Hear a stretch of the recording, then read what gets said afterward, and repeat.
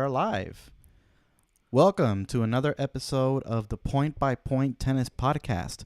With you are your hosts, Jishnu and Carlos. And on today's show, it is the day that we have all been waiting for. It is the match of the number one, yes, of the year, of the number one, and of the number two, if we're really honest, player in the world. Two players that have rarely even entered the same draw together, let alone even played a match. It is Novak Djokovic against Carlos Alcaraz today. And we are going to be talking about that as part of our semifinal, quarterfinal recaps, French Open quarterfinal recaps and semifinal previews. Yep. So it is finally here. And I think both of them, Alcaraz and Djokovic, put up a pretty good statement in their quarterfinal wins to reach this point. So I think they are ready. I think they're playing terrific. I think they are on their peak right now or close to it. Mm-hmm. So I am super excited. So today we're going to be talking about all of that. We're going to be recapping all of the quarterfinal results. This is going to be a sort of a French Open, midpoint, update. And we'll start with the men's quarterfinals with Alcaraz beating Tsitsipas, Djokovic beating Khachanov, Ruud getting the win over Rune, and Alexander Zverev on a really good return. And he makes another semifinal at the French Open for a second consecutive year. So that's the men's side of things. We're also going to preview the two semifinals between Alcaraz and Djokovic and Ruud versus Zverev. And on the women's side, we will also talk about some of the results there, where it looks like we are on a collision course, as we both previewed from the beginning of the French Open. It looks like we're getting there. We're one match away for the match that we all want to see on the women's side between Iga Swiatek and Aryna Sabalenka. But before we can get there, they will have to pay Beatriz Haddad Maia, who was a winner today against Ons Jabeur, and Karolina Mukova, who beat Pavlyuchenkova in her route to her semifinal. And as well as that, we'll also recap how Iga beat Coco Gauff and how Sabalenka was able to beat Elina Svitolina, which was a really nice story for her, coming back from maternity and playing so well. So apart from that, we're also going to preview the men's the women's semifinals between Haddad Maia and Iga Swiatek, and then also Sabalenka against Mukova. And with that, we'll finish the episode. We'll preview some of the stuff that we're going to be discussing on our next episode, which is going to be obviously including the results from the French Open, from the things that we're going to be talking about today, and some other topics that came up during the time in the French Open. There's some handshake controversies between Russian, Belarusian, Ukrainian players. There's some doubles disqualification controversies happening. We still haven't addressed the Simona Halep situation, so we'll spend some time talking about that in our next episode as well. But today we are going to focus on the biggest matches that we have for the French Open coming up, and we will start with Carlos Alcaraz and Djokovic. So how about we start with talking about the quarterfinal matches with Alcaraz and Tsitsipas.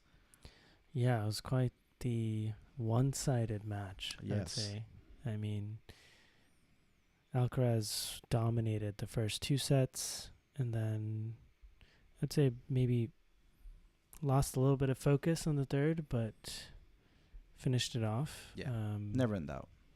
Yeah, it felt like he was in control, especially in those first two sets. Pretty impressive. Yeah. Yeah. Yeah, I honestly think that Tsitsipas has a gigantic Carlos Alcaraz problem. And he is going to need to do something drastic to overcome it.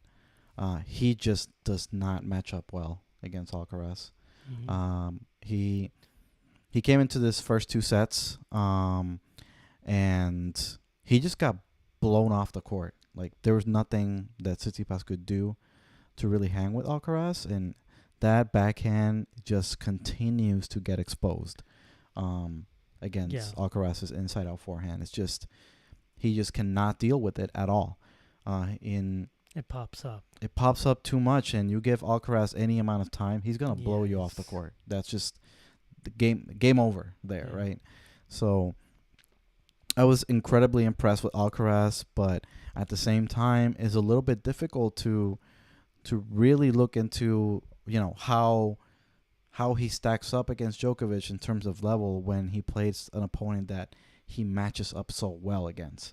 But honestly, up to this point, you can only beat who's in front of you, and so far he is passing with flying colors. I gotta say that if you lump this matchup with Lorenzo Musetti as well, those two matches in a row were two of the most impressive Alcaraz performances that I've seen. Musetti was the best player in the French Open up to this point against Alcaraz, to the point that people were saying this might be a 5-set match. Wow. And the way he made Musetti look completely ordinary, it was just mind-blowing. So I think Alcaraz comes into this match against Djokovic with a lot of confidence. And it was probably the best thing that happened to Alcaraz, that loss that he had against Marozsan in Rome. I think it focused him a little bit. I think, he can be vulnerable, if he's not careful. So I think it really sharpened his perspective. And given the fact that last year in this quarterfinal stage against Zverev, he played so poorly in the first two sets against Zverev, and he got better in the third and fourth sets, but it was a little too late for him. I think he really wanted to make sure that this year that didn't happen again. And he looked unbelievable. So yeah, and on Tsitsipas, he now has 0-5 record against Alcaraz. That's some scar tissue building. And each match gets worse in terms of the scoreline. I mean, he was nowhere near this match. Like 7-6 really was that's like, in basketball, there's garbage time when you're winning by like 20 points or by 30 points. And then the bench comes in and scores like 15 and makes it closer. That's what that 7-6 set was. Because he had match point on Tsitsipas serve when it was 5-2 in the third set. He could have won this very easily, 6-2, 6-1, 6-2. He had match point to do that. Okay. And then he lost focus. He got a little bit too showy. He was winning so easily that he wanted just to blast winners to finish the match like that, and he just make a lot of errors, made it close. But he refocused, and this is the thing about Alcaraz this year compared to last year. There were a lot of moments last year where Alcaraz just hit himself out of matches. He would get go too big, and he couldn't regroup. I see. Here he would do that, but he can now rein it in and do it in time before something bad happens, right? And that's what happened in this third set with Tsitsipas. He got a little crazy for a little while. Tsitsipas really didn't do anything special to make it close, but then Alcaraz just knuckled down and finished it off. So incredible performance from Alcaraz, and for the first time this tournament in the last match, the betting odds are now on the negative for Alcaraz. He has now become just as much of a favorite to win this title as Iga on the women's side. So because of that performance. So that is impressive, I got to say. So yeah, I think this matchup for Tsitsipas is just too difficult. It's a little bit like the beginning of the rivalry between Nadal and Federer, where like Nadal felt well, in this case, this next thing I'm gonna say is not true, but Federer in the beginning, he seemed like he was a better player than Nadal overall, but when they faced each other, Nadal felt like he was built to play against Federer because of that, high, very spinny forehand to Federer's backhand. And this matchup looks like that. except that Alcaraz is better than Tsitsipas in that sense and better than everyone. So he is better player, but so it's not the same exactly, but he has the same. He gives Tsitsipas the same problem, right? He cannot deal with that heavy topspin forehand coming from Alcaraz's side, and especially the serves too. The serve, the kick serve, that is really difficult for Tsitsipas to deal with on the backhand side, and he's having to run around his backhand to be able to do something with it, but then Alcaraz just goes down the line, and that's it. So I don't really see how Tsitsipas can adjust in this matchup. I just think it's really, really bad for him, the matchup itself. So, yeah. Any other thoughts on this match? Anything else you want to say? Yeah, I mean, we got to talk a little bit about that press conference afterwards. So we actually know why actually Tsitsipas was so bad in the first two sets. Why was sleepy, that? Yeah, he was too sleepy. Took a nap and complaining that he took melatonin before the match, and maybe to take a nap or something, and then obviously he said it affected his performance in the first two sets. Yeah, it wasn't that Alcaraz was blasting him out of the court. It was it was first two sets, because apparently he also had done this before, right, against Djokovic, and he is saying that the same result happened. He lost the first two sets there. Yeah, it's funny that's happening to the best players in the world, and when he gets a beatdown against them. And so he didn't learn the first time. And now in a French Open quarterfinal, he decides to take melatonin again. So my question is, did he take melatonin when they played in Madrid? Because it was not very different from that. Yeah. No, I don't even. I mean, that even just that statement just screams that there's some issues that he's working he's working through. Yeah. I think he's a little bit in a dark place in terms of his confidence. Why is he talking about melatonin in his press conference when he clearly, I would imagine he really wants to beat Alcaraz. So you'd be best prepared as possible, right? I don't know. Yeah, I guess for him it meant just have good sleep. Yeah. Yeah. And I think he's just... There was also a lot of controversy about his parents in the box, right? Yeah. And his surrounding, influence, that the people that are influencing him. The situation is not great. He might need a change up, you know.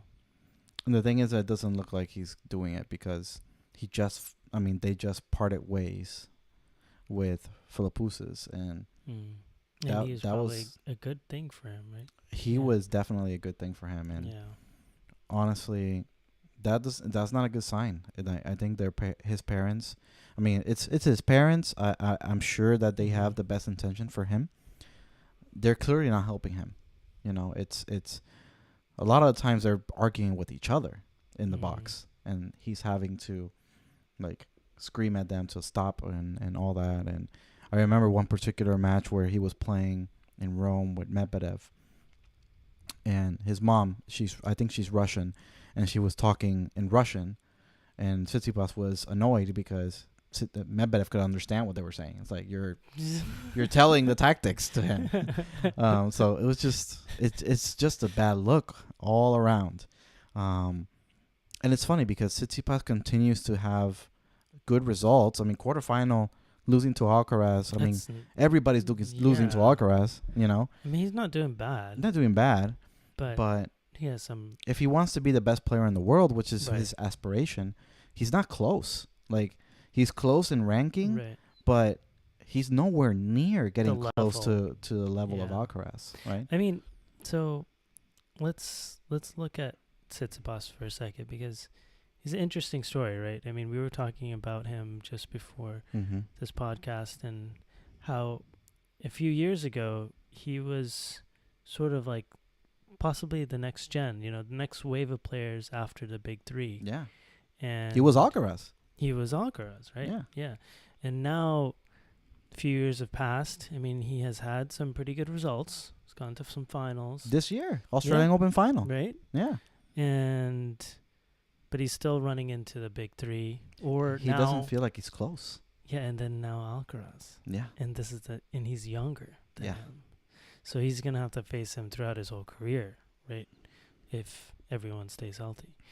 So I think when he's losing these matches against Alcaraz, he just seems so deflated. Yeah. And I think that's an interesting telling of like, okay, this problem's not going to go away. We need to do something about it. But, he's got to figure it out some way. Yeah. I don't see how he does it unless he, honestly, unless he has like a massive improvement on his backhand, like just massive. I mean, Federer did something, right? Yeah, but Federer was already good on the backhand. He just needed, like Federer had a backhand. The problem with Federer's backhand was that it was trouble against the very, very best players in the world, like Nadal and Djokovic and Murray when Murray was at his peak for a little while. But those are three of the all-time greats, That's true. He didn't have this issue against anybody else. Against other players, he's very attackable on the backhand side, and he's having to, like, even when he lost against Struff in Madrid, it was the same problem. Like, he just couldn't break serve because they just keep serving to his backhand, right? And they either get an easy shot from his backhand because he just has a very ball that sits up a lot, or he runs around it and then he leaves the entire court for a down the line shot. So he's just not able to overcome his issue with his backhand. And we talk a lot about Casper Ruud, for example, not having a backhand either, but his backhand, Casper's backhand, is serviceable at least. Like, it will not be the reason he loses a rally. It will not be a weapon.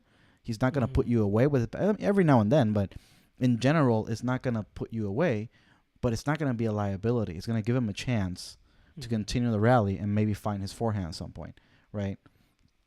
And the problem is that Tsitsipas depends too much on his serve plus one combination.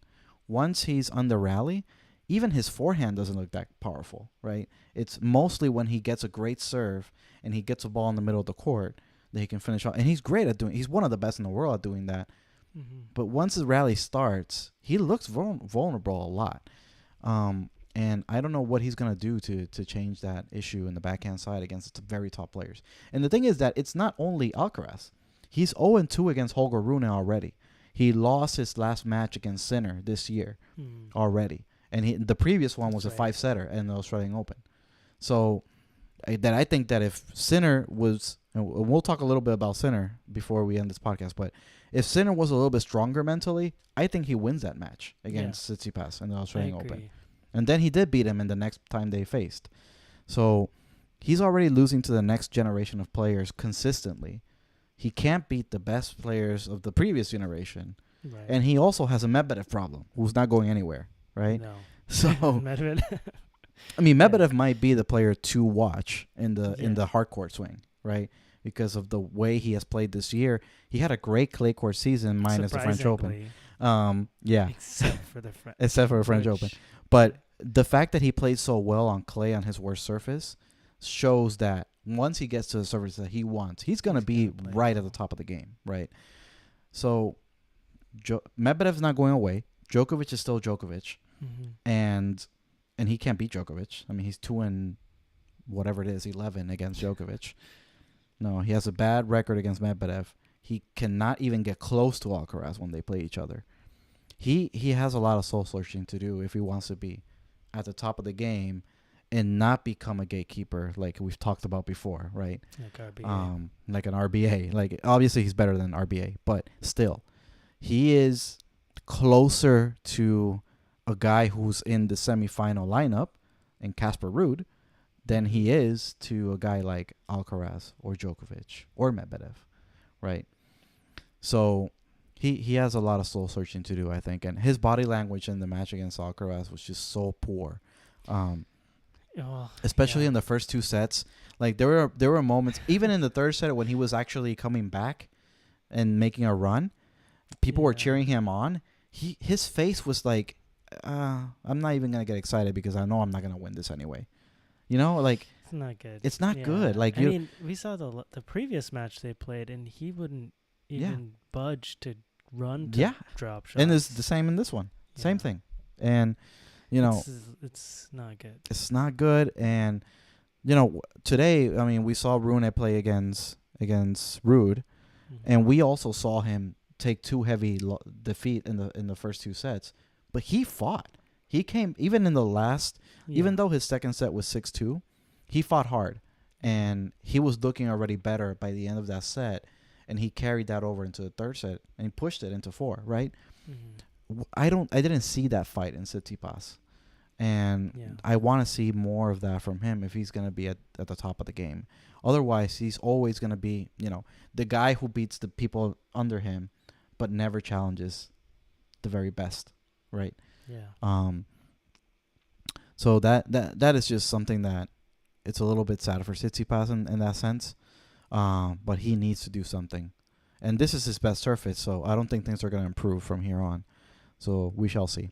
But maybe let's move on to the next match. So Alcaraz is going to be facing Novak Djokovic. Mr. Novak Djokovic. A legend, apparently. And yeah, he's just won 20-ish Grand Slams, you know. He definitely has the experience advantage in this matchup for sure against Alcaraz. But he came into this tournament with a lot of question marks, right? Particularly physically. Yeah. And just to recap, right? Him in Monte Carlo, he lost early and looked really poor, and with his elbow issue, he lost pretty well. It was close in his loss to Musetti, but that was the worst quality match that I've ever seen in a match that went so long. It was just atrocious from the both of them.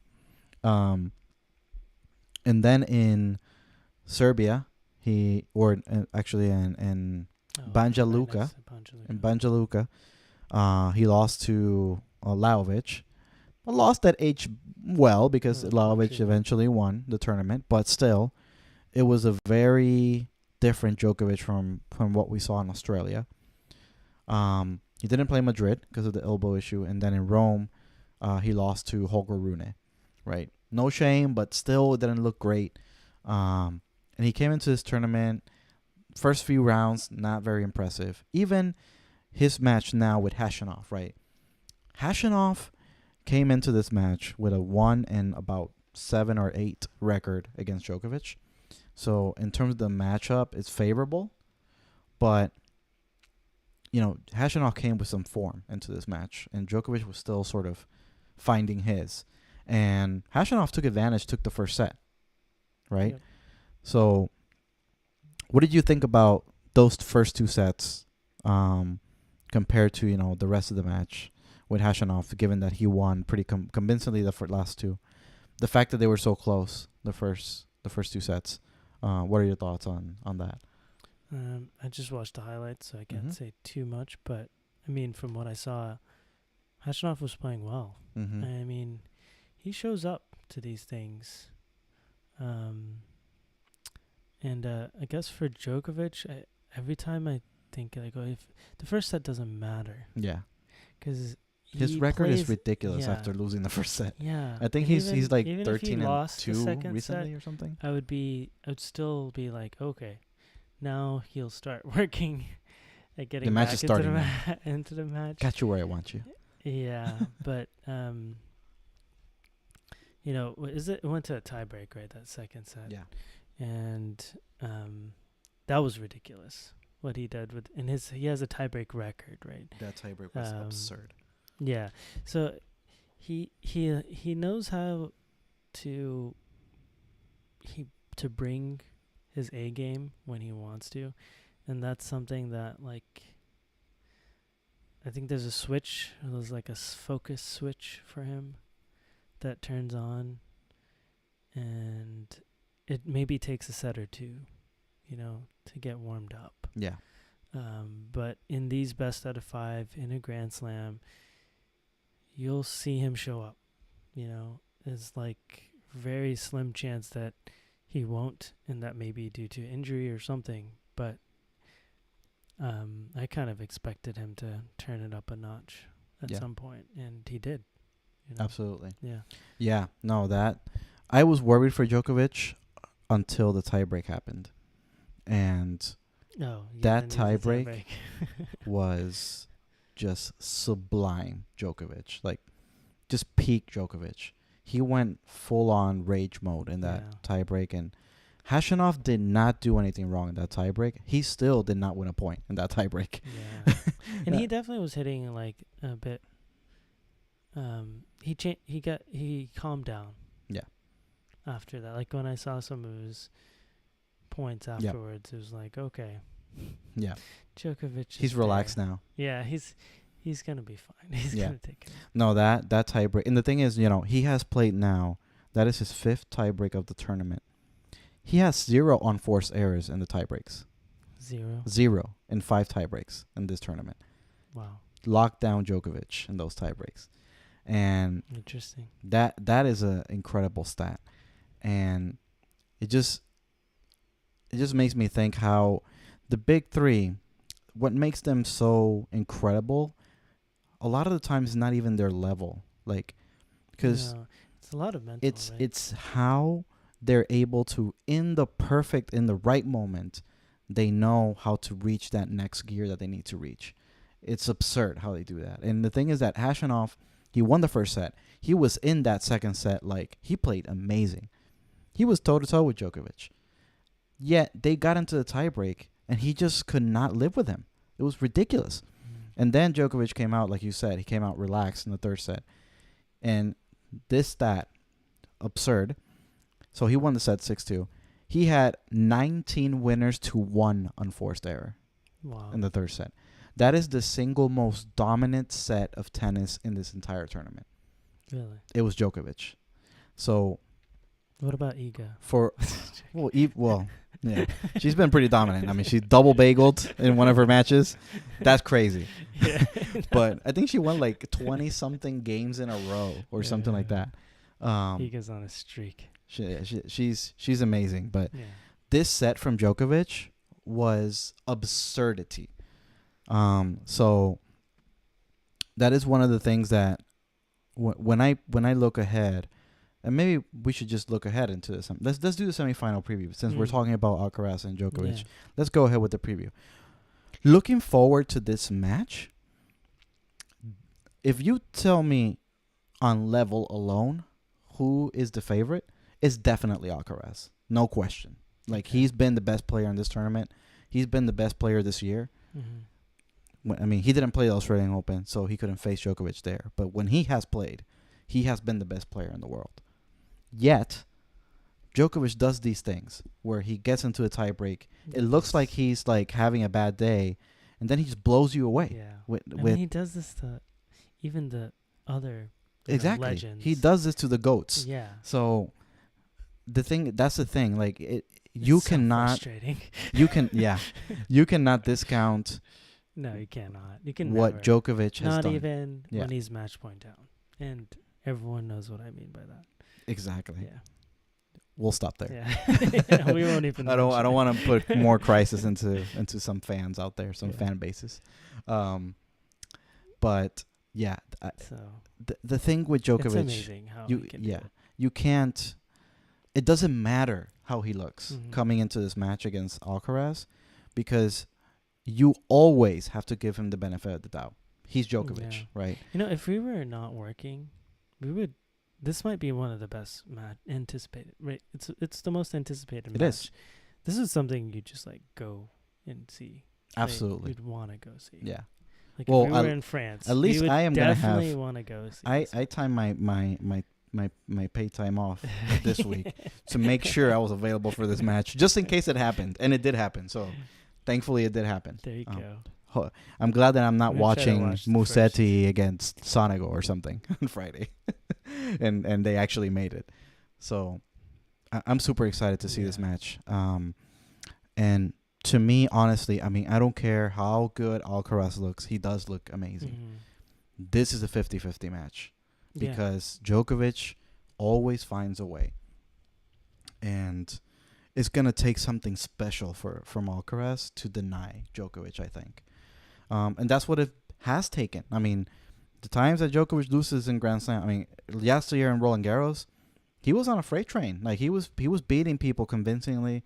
I think he like maybe lost 6 games to Schwartzman before facing Rafa, and it took Rafa at Roland Garros to take down Djokovic last year, and he did it in a tiebreak in the last set because he was going for his shots with confidence, and it's tough to do that against Djokovic. Alcaraz is going to have to do that and not miss, and that's the thing. You know, Alcaraz sometimes is prone to have lapses. He cannot have those lapses against Djokovic. He cannot do it. Yeah, no, except like that third set. Right. Laps, you can't do that. You cannot do that. Now, I'll say this. I think Alcaraz has done a great job of minimizing that this year. He's been more concentrated and making sure to not have bad losses like that. And his record says it all. He has the best winning percentage this year, and it's not close, really. He's about like 92, 93%. And I think the next closest is Djokovic, in the 80s. So he's doing a great job at keeping his concentration, not giving away sets that easily like before. But this is still Novak Djokovic. So what do you think is needed to beat Djokovic? Like, what do you think Alcaraz's game plan is going to be going into this match? For me, he has to make sure that he really is able to establish his kick serve in this match. Okay. Djokovic struggled a lot with that when they played in Madrid last year, and that was one of the reasons Alcaraz was able to beat Djokovic. So for listeners, if you haven't, I mean, I'm pretty sure if you're watching this podcast, you saw this match this year. Yeah. But just in case, right? They've only faced each other once. It was in Madrid last year, and it was the tournament that Alcaraz made his name, right? Because he beat Nadal and in the quarterfinal. He beat Djokovic in the semifinal in a very, very tight match, and he beat Zverev, who was the defending champion there 2 years in a row, crushed him in the final. Yeah. So it was Alcaraz's coming out party. That's the only time they've played, and it was 7-6 in the third. So it was a tough match, and every set was close. It was tiebreaker Djokovic in the first set. It was 7-5 for Alcaraz in the second set, and it was a tiebreaker in the third for Alcaraz. But what he really did well is that he established his kick serve a lot in that match. And it's important because Djokovic really wants to attack on the return, but he struggles with that high ball on the backhand side. So if he can use that and serve and volley with it a lot and mix it up with his stronger serves, I think he can have a great chance to establish pretty comfortable hole games. Because Djokovic, every now and then he's going to break. That's just inevitable. He's one of the best returners. Well, not one of the best. He is the best returner in the history of the sport. But I think he does have that advantage. I think it's also between the two of them is going to be a drop shot battle. But we already know how good Alcaraz is on both sides, right? But yeah, Alcaraz, amazing. But Djokovic, he's used it as a weapon this tournament and effectively. And more than I feel, I mean, I don't have stats on this, but the eye test for me, it feels like he's using it a lot more than he's used it in the past. And he's used it effectively. He used it a lot against Hashanov. I think he had I want to say upwards of 30 to 40 drop shots in that match. That's a lot. That is a lot. And he used it really well. And I think he's going to need it against Alcaraz too. He wants to move him around as well. He cannot engage in baseline rallies only. So I think that's going to be the biggest, chess piece. Who's going to win that drop shot battle? Is Djokovic going to be, is he going to have the fitness, at his age to continue to run down those drop shots, right? And can he establish his own? I think those are kind of the bigger things between the two of them. That's going to sort of dictate the match. But also Alcaraz, on his side, he needs to be patient. I think he needs to try to not get carried away trying to hit everything too hard.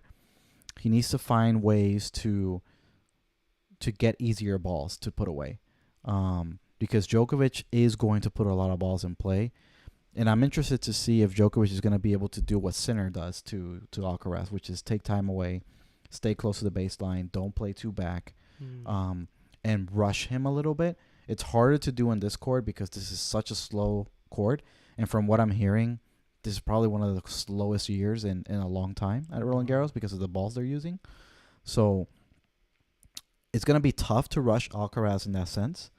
But if Djokovic can play it from the baseline, dictate and redirect well, and get him on the run, that could be effective for Djokovic. So it's going to be interesting. I think it's going to be a pretty much a chess match between the two of them if Djokovic is actually 100% healthy and everything. Yeah. He looks that way. He does. I mean, so both of them look really good. Yeah. So, yeah, what are your thoughts? I think you put it well. I mean, I honestly don't know what's going to happen. It's tough. It's going to be tough. And that last match that you mentioned a year ago, Alcaraz is a better player now. So it's going to be interesting to see how Djokovic is going to be able to handle that. I mean, obviously, he's played the best of the best. So out of all the players, I think right now, Carlos seems at a very high level. So, yeah, it was also clay back then. This is also clay, but like you said, it's much slower. So it might work out for both players that it's advantageous. I think it helps Alcaraz a little bit better. Madrid being a faster. Now, to be honest, Djokovic is not very good in Madrid historically. But in theory, the faster conditions should help Djokovic in this particular matchup in Madrid. And Alcaraz did have struggle. He struggled trying to break serve in that match. I think he only broke twice, if I remember correctly, in that match. So, but the thing with it being slower, and that's why part of the reason that Casper Ruud is in the semifinals again. Slow conditions give players that load up on their shots a lot, give them a lot more time to get their footwork in position and be able to blast that forehand, right? And that's what Alcaraz wants to do. Now, Alcaraz also plays well on fast conditions because he is so good on the run. So he can make up for the fact that he can't set up as well because he can also be dangerous on the run, right? But in general, if you give a little time to Alcaraz, that's lethal. Yeah, right. and I think it's gonna be a little bit more physical, right? Correct. This will be a test for Djokovic, I think. I mean, he's 36. Yes. And obviously, I mean, his elbow has had some issues. I don't know how that's holding up, and it's gonna be a physical match for him. I think Alcaraz is probably fit as a fiddle right now, and he can go all 5 sets. Yeah. And I think that's going to be key for Alcaraz. We'll see how that phases or that turns out for Djokovic. But you never know. He's pretty inhuman too. Yeah. He's gonna. I think it's going to be very key for Alcaraz. That's why I also think what I said about him being patient. I think he wants to get into long rallies with Djokovic because he wants to try. He can hang with them. So just try to trust, his shot tolerance a little bit. Between the two of them, definitely Djokovic has the edge in shot tolerance. But if Alcaraz can get close, and make it long rallies for a long time, that could be in his benefit at the end of the match. Cool. Right. So we're going to look forward to a 4 or 5 hour match? They haven't played at all since Madrid last year. They owe us that much. They owe us that much. Extra hours. So, yeah. So I'm super excited about that. But maybe we should go on to the next quarter there. So we saw let's talk about the one that we saw most recently, some pretty extended highlights. I also was able to watch a lot of this match for Ruud and Rune. I'll start with you. What do you think of this match and from what we saw in those highlights? Yeah, I mean, you mentioned a little bit before that Rune might be a little tired. Yeah. His legs did seem to not be as fresh as they normally are. But I thought Rude played what he needed to play. Like he kind of did. He played his game, and nothing crazy special. But I mean, except for his like big forehands that sometimes came. Big out, serve and big forehand. Yeah. Big yes. Surprisingly, his serve is it's quite fast and effective on the clay. But this is normal Rude, I think, and I think it's a more consistent player. He's really shown towards the end of this clay court season that he's a force. He's able to show up. I mean, now he's into the semis. He played well. Rune definitely, I think he had chances. He's a good player. He was making some poor decisions out there. Yeah. Sometimes hitting too big. Shot selection was like a little bit all over the place, and Rude was the more consistent player, I think. Yeah. I think he had some chances in the last set too to come back, but yeah, Rude was still in his game plan. Didn't get phased, even though he had some match points in the game before he actually. That was impressive. Won it. Yeah, he came back and yeah. Closed it out. I think that you said it well. Rune needs to grow up a little bit in terms of his shot selection and all that. I'm not worried about him at all. I think he's Rune, a great player. I mean, Rune has it. Like he has the belief, and what he showed me in that third set. I honestly, I pre-tournament, not to pat myself on the back, but I did have Casper Ruud going far in this tournament. The reason was because he was in a section with two players who I think are better than him, in Jannik Sinner and Holger Rune, who still have room for improvement. They have the issues of 5-set tennis. They cannot. That's a good point. They cannot last physically, and in Sinner's side, mentally also he has a problem. A little bit, and he showed that again in his 5-set defeat in this tournament. But on Rune's side, he just physically the times he lost this year.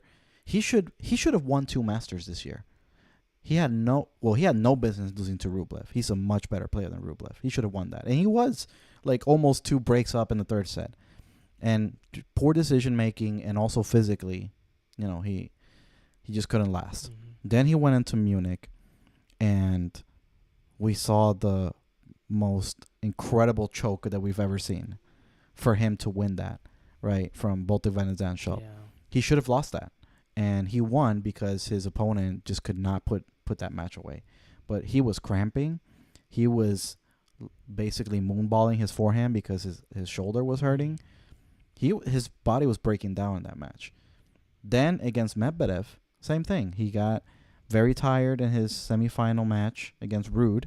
He won that in 3 sets, which I think was important for him because people might not know Rune has a Casper Ruud problem.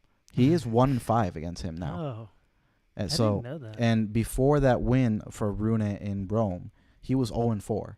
So it was important for Rune to win that match, and he was actually getting. He was on his way to losing that as well. He lost the first set, and he was down a break in the second, and then Casper Ruud played the most appalling service game, and he just never recovered from that after that. So Rune was able to win that, but it was a physical match. He was tired, and then he played Medvedev in the final. Again, a player he should have been. Medvedev is nowhere near the player on clay courts that Rune is. I mean, he already lost to Rune in Monte Carlo. And clearly we saw that with his first round of defeat in the French Open. So there's no reason why Rune should have lost that. But physically he's not there, and his shot selection can improve.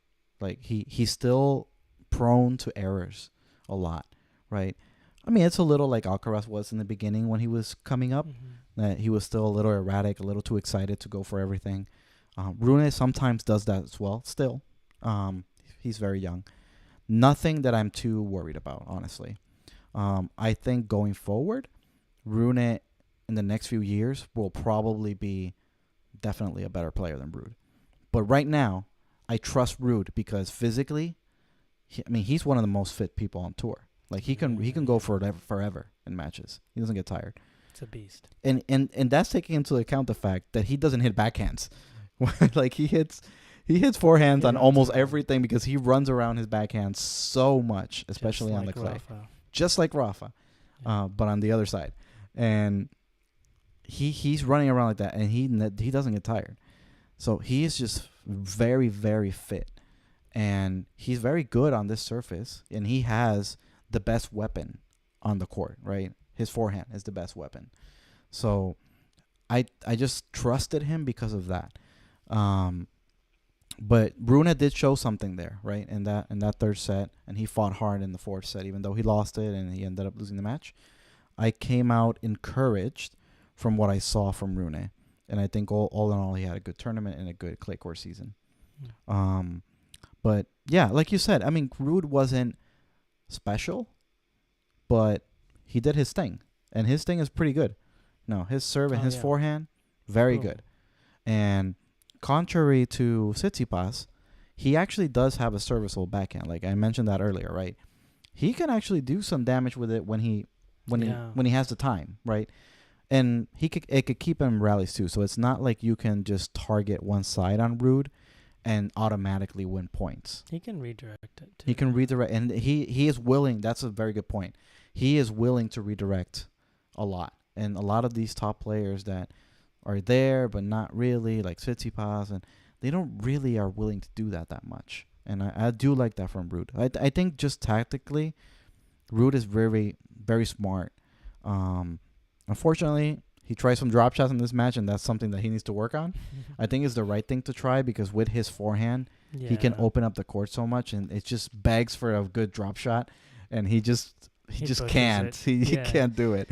It pops up and then it's a winner by the other. But yeah, it was impressive from Ruud overall that he was able still to win against a player who a lot of people probably would have predicted to win, right, in this matchup, and Holger Rune. Especially with the year that Ruud has been having. He's been struggling, so it's good to see that he's back on track. Well, he shows up for these big ones. He shows up, for sure. Yeah, another point is that Rune did play a 5-set match the day, or 2 days before, and, it went to a 5-set tiebreak, right?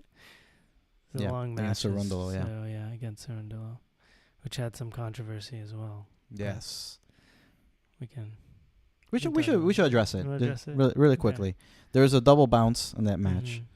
That it was really important because it was, I believe it was in the third set, sorry. And it was a point right before giving the break to Rune. So it set up break point. But the thing was the double bounce happened, and Cerundolo still sort of put the ball away. So let's rewind. So the double bounce happened. Basically, Cerundolo hit a shot and it hit the court twice. So it should have been Cerundolo's point. Correct. But the double bounce happened and wasn't called. And Rune hit the return back, which barely went over the net. Correct. And then Cerundolo made a gesture, like, as hey, if like, whoa, what happened with this double bounce, right? But he didn't say anything. Yeah. He just made the gesture. A ball kid comes, like, sort of reacts to that, and then realizes the point's still alive, stays back, and then Cerundolo puts the point away. But right before he does that, the chair umpire calls a let, and gives the point to Rune, actually. What? Yeah. Because the problem was that because Cerundolo made that gesture, he basically forced the kid to react, I guess, and that action basically interrupted the point. So they awarded the point to Rune. And then Rune broke in the next point. So really, really bad, and it was important because that gave a break lead to Rune in the third set.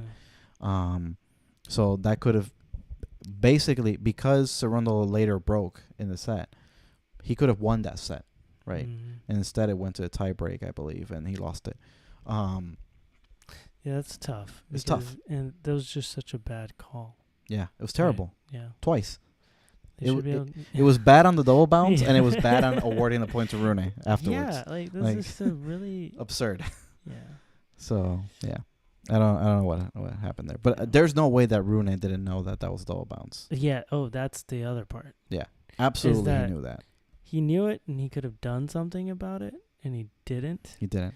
And even in the press conference, he said he didn't. But there's just no way. There's no way. I'm not gonna believe that he didn't know that. Yeah. But I guess he wants to save face. Boo. Sorry. I mean, yeah. It's just It's very unbelievable that he doesn't know. Inexcusable. Yeah, it's just. Yeah. So unfortunately that happened. I wish it was better sportsmanship, but unfortunately it wasn't. But he did have a good moment of sportsmanship in this match against Rude. I think there was a point where I think there was actually a double bounce as well, and he was the one who called it. Oh, he's just feeling guilt. But yeah, I think he felt guilt. He's trying to like make up for it. And Rude and Rune have had some, Yeah. Some history. There was no drama in this match, but there was some drama last year. Yeah. They actually played in this same round last year, and Rude also won that one, right, in 4 sets. No controversy this year though. So yeah, maybe let's move on to this Zverev match since we have some more matches to cover. So Zverev against Echeverry. Yeah. How surprising is that Echeverry is in this position? I did not call that. So Echeverry, I was this close to picking Echeverry to make it there, just because there was no one in that section after Medvedev got out. But I ended up picking Coric, who he beat, come out. Because of what he did in the previous tournament. So I was like, oh, maybe Coric is gonna make it. But Echeverry actually, he took care of George. Huh? Yeah, and he actually played well on the clay. He's very good on clay. He's won a lot of like titles and challengers and a few titles on the ATP level on clay. He made the final this year in Houston against Tiafoe and played pretty well in that as well. So he is a little bit dangerous on the clay. And he took a set from Zverev as well. But that section was the most open section that you can think of because Mr. Medvedev, he just created chaos. He was like, I am going to play just well enough on the clay season so that I can become number 2 and then just peace out in the first round. I'm just going to troll this entire event so that Alcaraz and Djokovic can play in the semifinals instead of the finals. That was just troll Medvedev level. Yeah, that opened things up, right? That did open things up. And that quarter was super open. I mean, I honestly thought that Karatsev was probably the best player in that quarter, or not Karatsev, Coric. It was in this one. Karatsev in the other. Karatsev was in the other. Yeah. But I think Coric was probably the best name in this section. Maybe Demenar left, but we had guys like Pella, Nishioka, Sebotovic, Purcell, who's a doubles player, Kashin. I mean, good clay court player, but not really anything to bring home about. So very, very open section. So he did great to make the quarterfinal. But I think this was a good result from Zverev to make sure, particularly the way that he beat down Dimitrov. Yeah. And let's be real. Dimitrov really played horribly. Like he made so many errors in this match. But you got to give credit to Zverev to win that such a comfortable way. And on his side of the court, he played well. Like he did his thing. And just to think that last year was the scene where where things went downhill for him, against Rafa in the semifinal. Amazing level. He could have beaten Rafa. Yeah, it could have happened. I mean, he lost that first set by a miracle because he had like a bunch of set points. And then he was in the second set, he was in another tiebreak. Yeah. And then he had that ankle turn, and that was just so bad for him. And then he hasn't been the same since until this year, Roland Garros. He found his level. He got into a good draw as well, which I think he needed to get some confidence, 3 sets, per round again in a good section, it's a lot of reps to get yourself back into your winning ways. And I think now he's dangerous. I mean, Zverev, we saw how he played last year, and he's dangerous. I think, I think his confidence is growing. He's confident, and he's gonna rate himself against Ruud. Yeah. He's gonna think that he's the better player, right? And honestly, he has the higher ceiling between the two. So it'll be interesting to see what's gonna happen in that match. I did have Ruud in my predictions to go to the final. So I still narrowly think that Ruud wins it. But would not be surprised at all if Zverev wins this match. Yeah. It's just that I haven't seen enough of Zverev against high-level opposition to sort of see. I mean, his record against the top 20 this year is abysmal, like really, really bad. He's not. I don't think he's beat anybody in the top 20 or top 10 for sure. Zverev. Huh? This will be a good test. This is gonna be a good test because Ruud is playing really well on the clay. He's number 4, right? Is he number 4 in the rank? That's what it says here. He's number 4. So this is going to be a good test for him to see if he's actually at that level or did he have just a good draw, right? But I think it could be both, right? I think the draw could have played him into level, and maybe he'll show it. So it's going to be an interesting match. I think Ruud has to continue to use that serve and forehand combo as much as he can against Zverev. And really try on the return to make sure that in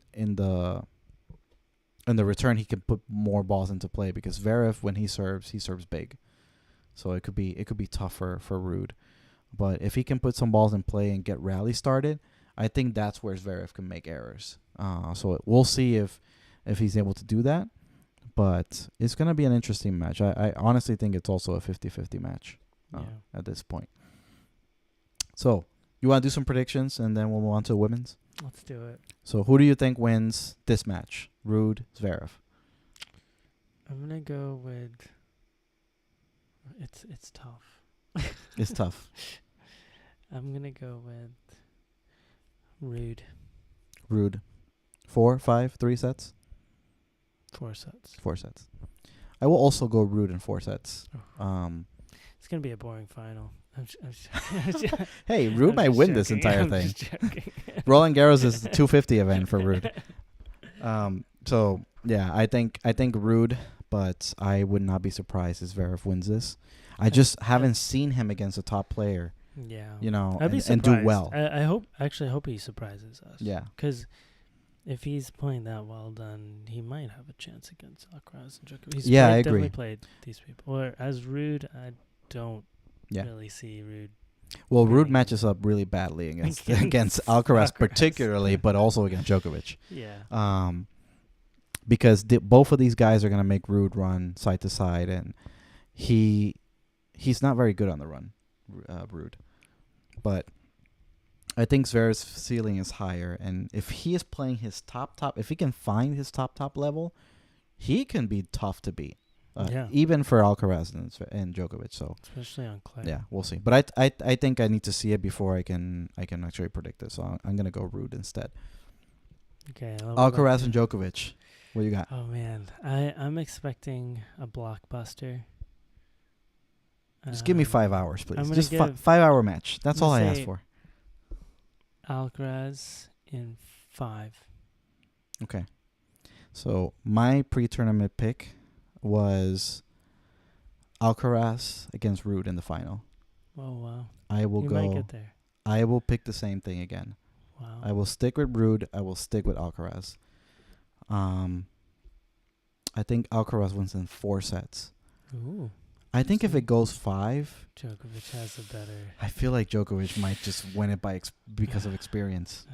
But it can get physical. It could get physical. That's true. And Alcaraz is really strong mentally. Yeah, too, so. He did win 4 or 5 setters last year, or 3 or 4 in the U.S. Open. So, and I think he's a better player now. Yeah, that is very true. Yeah. And I think that point that we haven't talked about, he is a Grand Slam champion coming into this match. That is huge. He has that experience of being a champion. it would have been a lot different if he's never won a Grand Slam before, right? Mm. Or if he's never beaten Djokovic. But he's done both things. He's won a Grand Slam, and he's also beaten Djokovic in the only time they've played. And I think that experience really does. I think it's. I mean, not that he lacks any belief. Like that guy, like he's just born with that belief. But still, I think that says something, right? Because Djokovic, like we said, he in the biggest moments finds something that Alcaraz is going to have to live with, and I think he can do it. I think he has that level, and I think he has that belief, and I think he's just gonna be a little bit too young, a little bit too strong, a little bit too fast. So I'm gonna go Alcaraz in 4 sets. Wow. So yeah, we both have the same final. It'll be Rude, interesting. Alcaraz. Who do you have winning it? That's the question. Rude. No way. Alcaraz straight sets. Straight sets. Oh, it might be. Maybe Rude will take a set. One set. Maybe one set, but okay, I could see that. I'm gonna say Alcaraz also. I think he'll do better than against Nadal. At least he doesn't admire Alcaraz. He took a set from him in the U.S. Open final, so maybe he'll do another one here. Yeah. But yeah. Okay, let's. It's hot. What are you gonna say? Yeah, no. Let's move on. Let's move on to the women. Yeah. So interesting women's draw now. Yeah. So on the women's side, it feels like it's a little bit more of, you know how we are really excited right now of this semifinal matchup between it's yet to come. Alcaraz and Djokovic. I feel like on the women's side, we are sort of building toward that same level of excitement, right? We want to see Iga against Sabalenka again, right? Yeah. And I think in the women's side, it's interesting. I feel like on the women's side, I'm looking at the big three and the men's, where very predictable. Like at the end of the tournament, we keep seeing the same names. It's Iga, it's Sabalenka, and it's Rybakina. One of those three, or two of those three, are usually at the end of the tournament. Right. And we have that again in this tournament. Yeah. So we have Iga against who's she playing? Beatriz Haddad Maia. Yep. Who had a really nice win against Ons Jabeur today.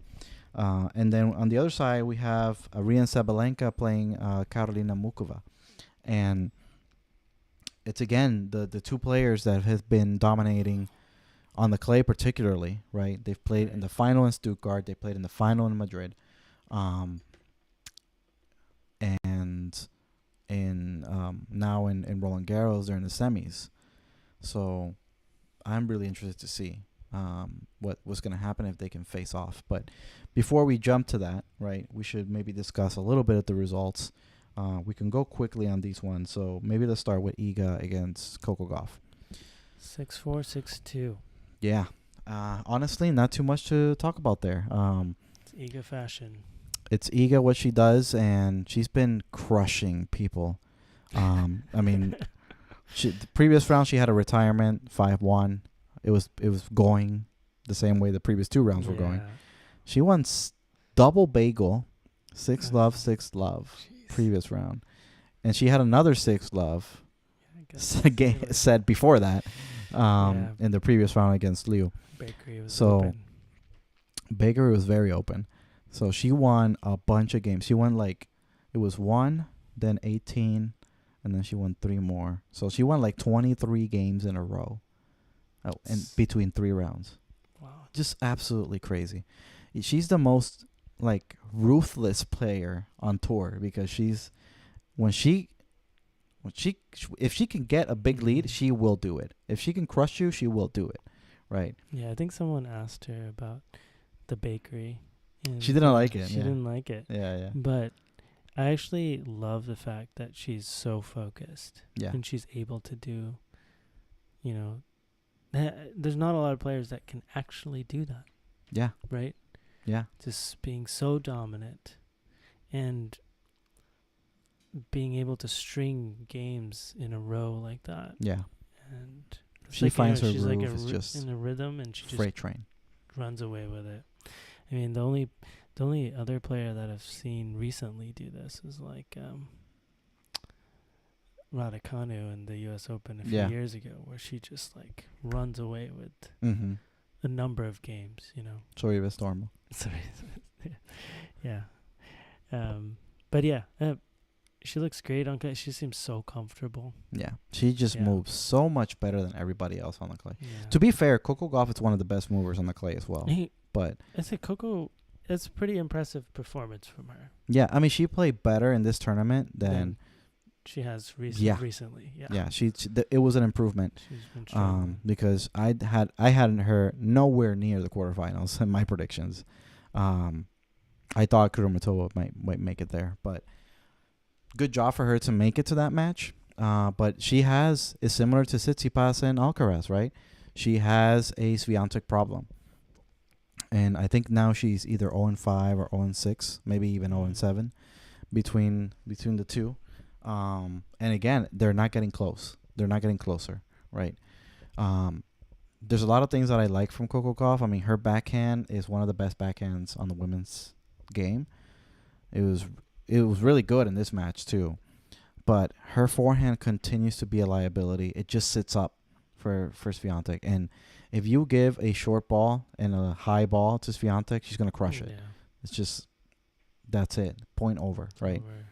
Very similar to Alcaraz on the men's side. So it's just not a good matchup. And the thing is that Coco, she plays well at net sometimes, but sometimes she just, like, she threw a few volleys in there that were so bad. Yeah, I mean... So I don't know if she's just not getting in position that well, because she's good at volley. I mean, in double, she's really good. She's coming in. I actually like her play. It's just, it's hard to finish against Iga. It is, yeah. Yeah. It's coming very, very fast. Very fast. And dipping, too. Yeah. Yeah, I can't remember the player that Iga was facing earlier, but they also played earlier, like in Rome, and had mentioned that, it was great to hear, to finally, like, feel the power of her shots. Yeah. And Iga does play. I know what you're saying.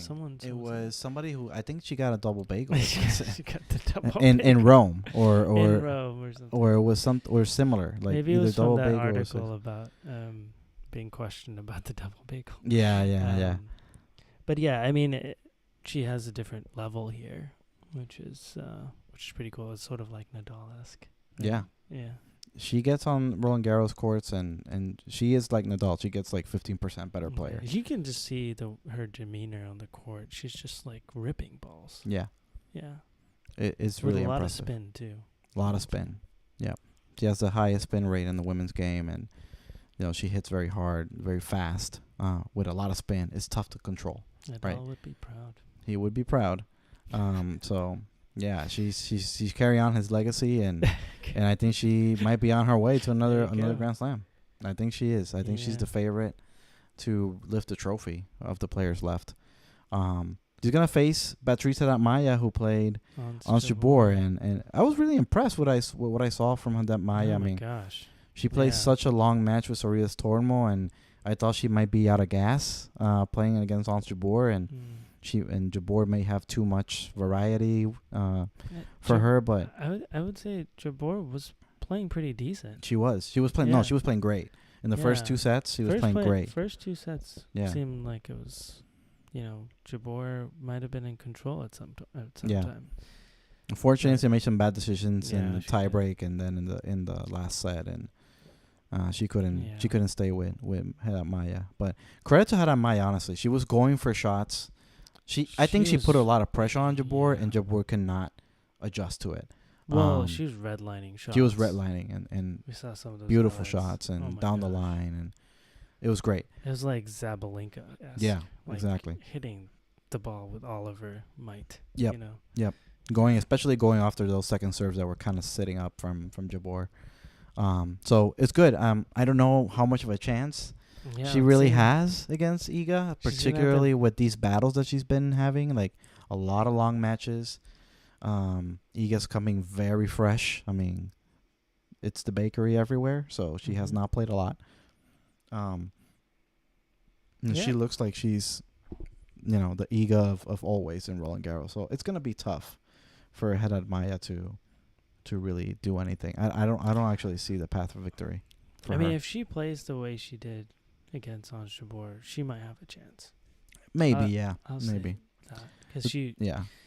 I mean, to play like that, play that big, it's not easy. Mm-hmm. But if she can do it consistently, the thing is that the ball that she's gonna be seeing is so different from Jabeur though, compared to Iga. Like Jabeur hits such a flat ball, especially on her forehand. Yeah, and it's just a nice ball for Haddad Maia to hit, but from Swiatek, she's gonna get like loopy, fast balls. Can she control that?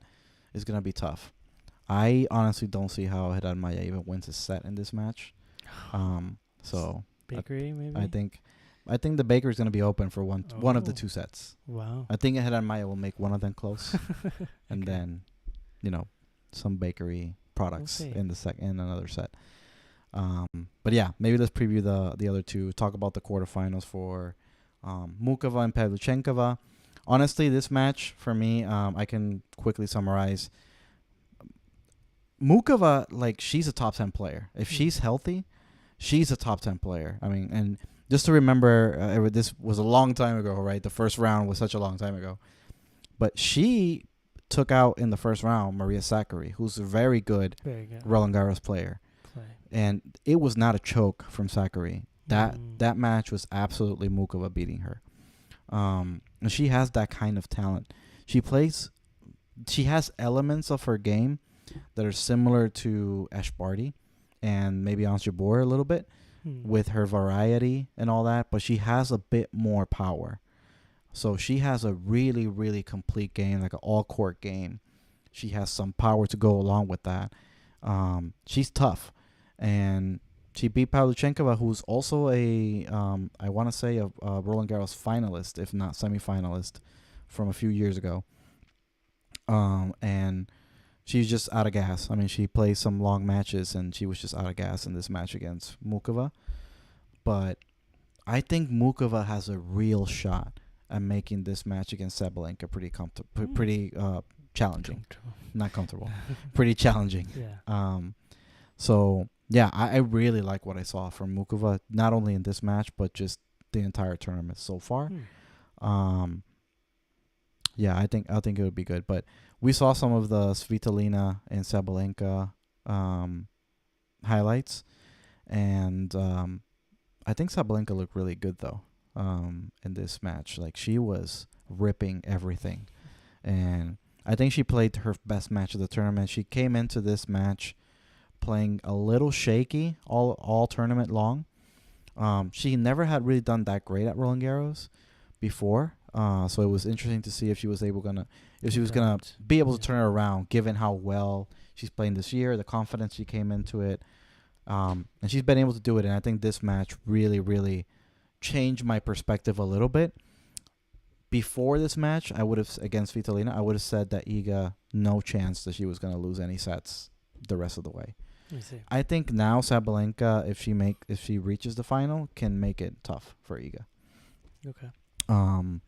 But yeah, what did you think about Sabalenka's level? We saw some of those highlights. Gosh, that was good, insane. right? Yeah, I mean, I think both players were playing some of the best tennis they've ever played. Yeah. Sabalenka was redlining also, just hitting so hard. Yeah. They were both screaming on the top of their lungs. It was like as if those Azarenka-Sharapova matches. Yeah, it was really loud. Yeah, definitely. Different pitch, and obviously, but it was great to see them battling and putting, their hearts on the court. I think they really wanted that, that semifinal result. Both of them. Yeah, I agree. But it was good to see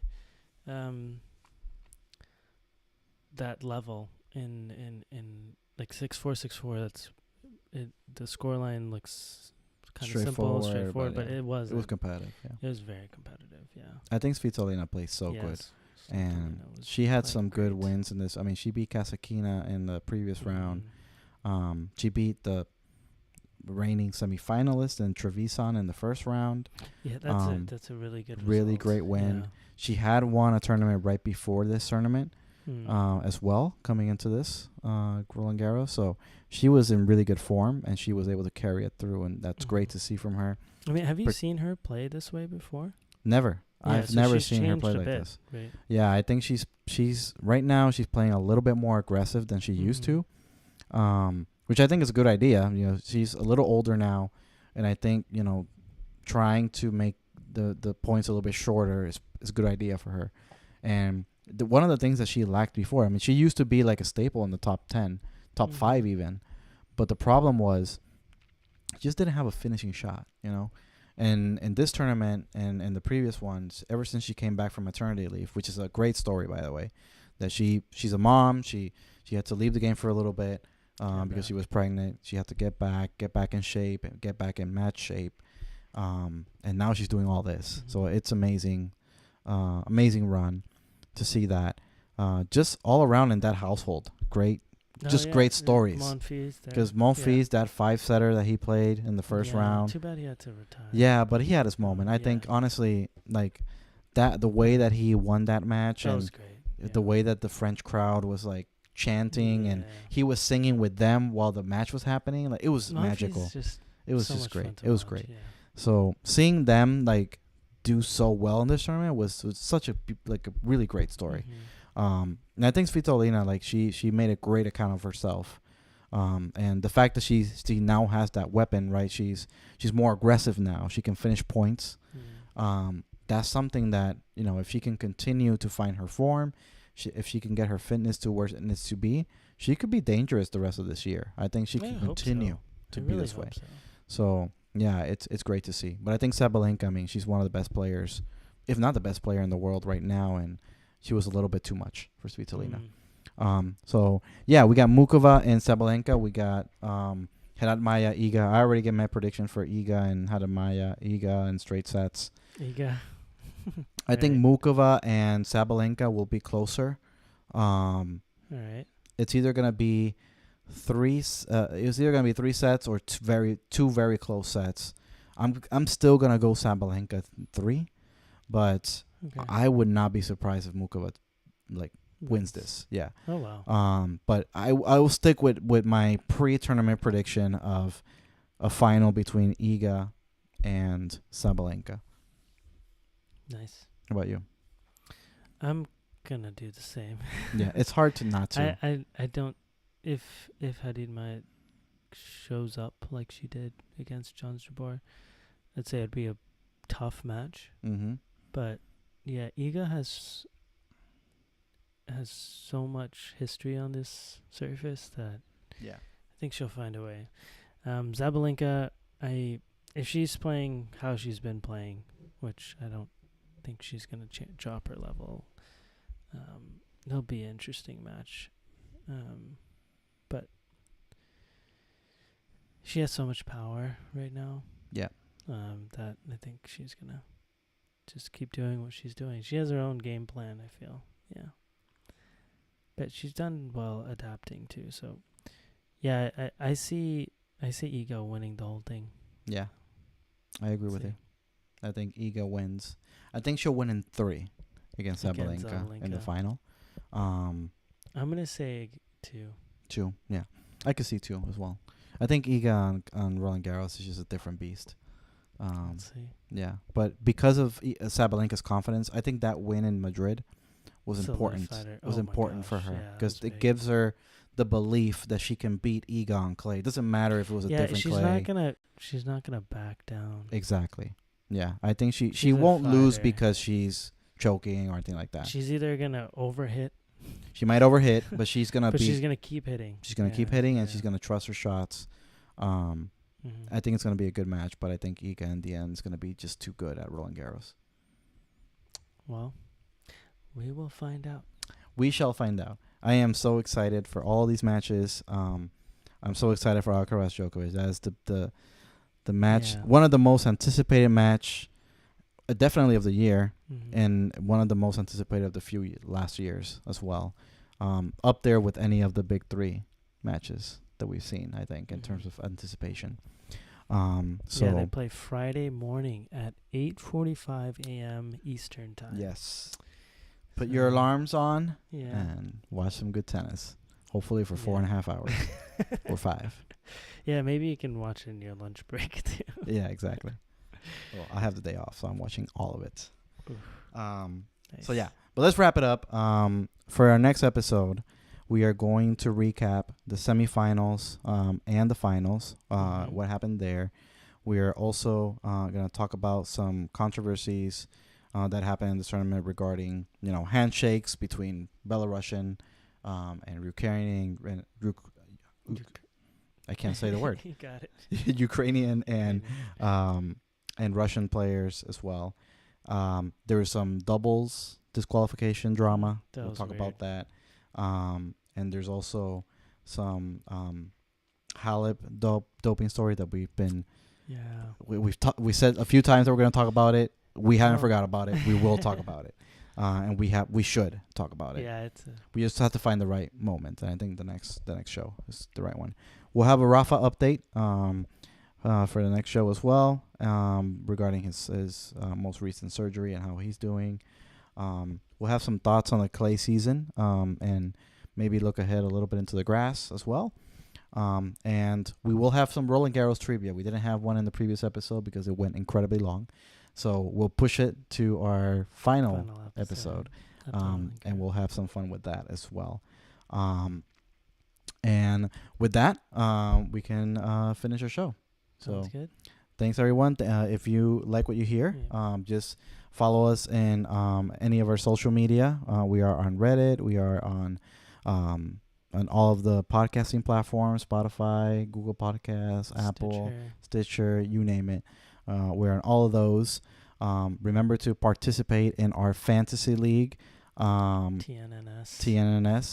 It will be on our show notes, so you can join there and participate in the predictions competition to see if you can beat Jish and me in the predictions. And with that, we'll see you all in our next episode. See you next week. See ya.